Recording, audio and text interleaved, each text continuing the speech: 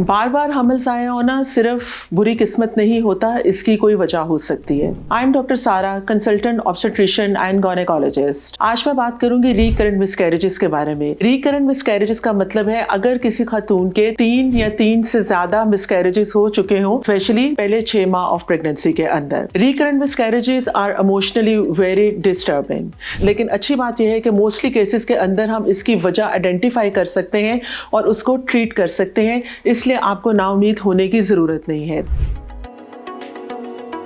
Recurrent miscarriages के जो most commonly reasons हैं, सबसे पहले genetic factors. 60% of the cases के अंदर क्रोमोसोमल एबनॉर्मेलिटीज होती हैं, जिसकी वजह से बच्चा प्रॉपर बन नहीं पाता और वो प्रेगनेंसी आगे नहीं चलती। इसके अलावा the second issue is uterine issues. ऐसी खवातीन के अंदर कोई यूट्राइन स्ट्रक्चरल एबनॉर्मेलिटीज हो सकती हैं, यानी कि यूट्रस प्रॉपरली बना ना हो, जैसा कि बाइकॉन्ड्रोइट यूट्रस, सेप्टेट यूट्रस, या यूट्रस की शेप ही डिफरेंट हो, या इसके अलावा अगर मल्टीपल फाइब्राइड्स या रसोलियां हैं यूट्रस के अंदर, या फिर कोई पॉलिप है, या यूट्रस के अंदर कोई भी मल्टीपल ऐसे इश्यूज हो सकते हैं जो कि नॉर्मल प्रेगनेंसी के चलने के साथ इंटरफेयर कर सकते हैं, जिसकी वजह से मिसकैरेज हो सकता है। थर्ड नंबर पे आ जाता है हार्मोनल इश्यूज। अगर किसी खातून को कोई पीसीओएस है या कोई और हार्मोनल इशू है, फॉर एग्जांपल डायबिटीज है, हाइपोथायराइडिज्म है, तो अगर इनको ना ट्रीट किया जाए तो ये भी रिकरेंट मिसकैरेजेस कर सकते हैं। कुछ केसेस के अंदर ऐसी डिजीजेस होती हैं जैसे कि APLS है या थ्रोम्बोफिलिया, इनके ये बेसिकली ब्लड क्लॉटिंग डिसऑर्डर्स हैं।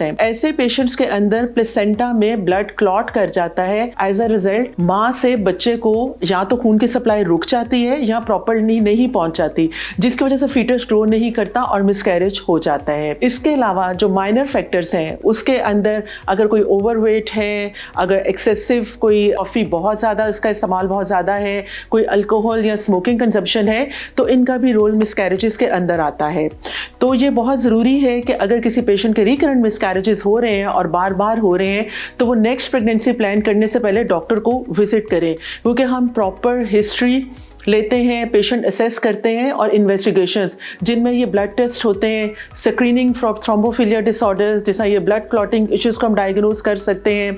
इसके अलावा अल्ट्रासाउंड्स जो कि हमें बताते हैं कोई रसौलियाँ तो नहीं है या कोई एबनॉर्मेलिटी तो नहीं है, और इवन सर्टन केसेस के अंदर MRI भी करवाया जाता है, जिसमें हम यूट्रस की स्ट्रक्चर एबनॉर्मेलिटीज़ को फाइंड आउट कर सकते हैं।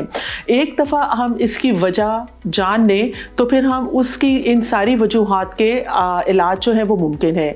इससे आपको होप लूज़ नहीं करनी चाहिए, और अगर आप इस मसले का शिकार हैं तो फ़ौरन डॉक्टर को कंसल्ट करें ताकि हम इसको बरवक़्त तशख़ीस और इलाज कर सकें। Thank you.